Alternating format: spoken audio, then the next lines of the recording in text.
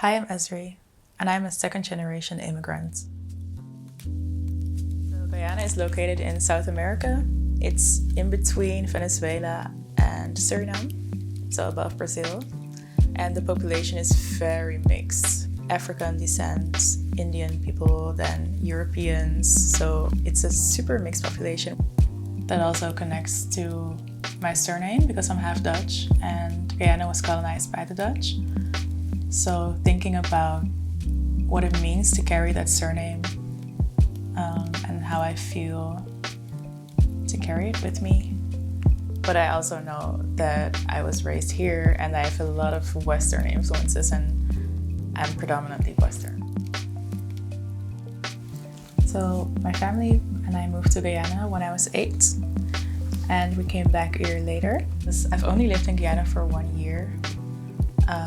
But I think it was a really important year in my childhood. It was an interesting age because you're definitely still a kid, but you're also really aware of everything, of your surroundings. Yeah, so food and music would be the most present in my memories of Guyanese culture. The music, because it's always on in whichever family home you are. And the food is also there, and as I grew older, I started to grow a really big interest in cooking, and so Caribbean dishes are very present in my kitchen. So living in Guyana as a kid definitely influenced me a lot because, first of all, just to see a different culture and to experience living in a different culture and be part of it, but also seeing such differences between rich and poor. A lot of people who didn't have a lot, they can still find joy in day-to-day life. And I think that really influenced the way I look at happiness. Because in the Netherlands, generally, even though people live in abundance, people will find a way to complain or find something to complain about. This made me realize at a young age that happiness does really not depend on what you have. I don't feel like I truly belong here. And I don't feel like I truly belong anywhere. So that kind of also makes me feel like I belong everywhere a little bit.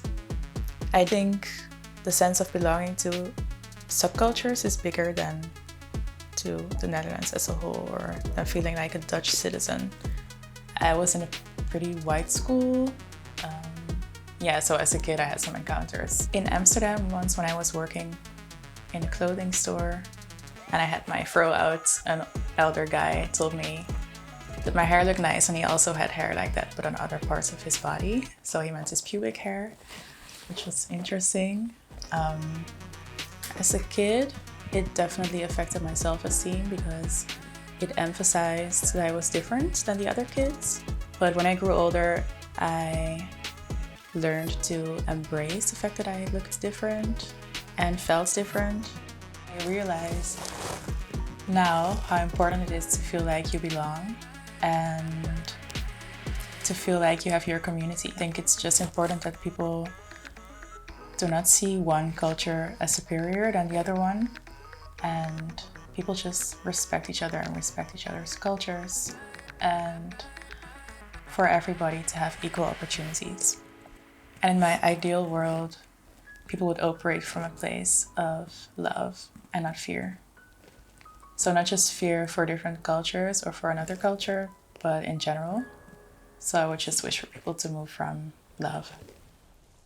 Home to me is not a country or a city, because I don't have a place where I feel like I truly belong. So to me, home is my body. Awaken the womb of my mind. For what I think, I birth, I create. Awaken the womb of my heart. For what I feel, I birth, I create. Awaken my seat of creation. For what I think and what I feel, I birth through my seat of creation. Today I birth womb wellness. Today I birth a new world of body, mind, and spiritual wholeness. For I have awakened.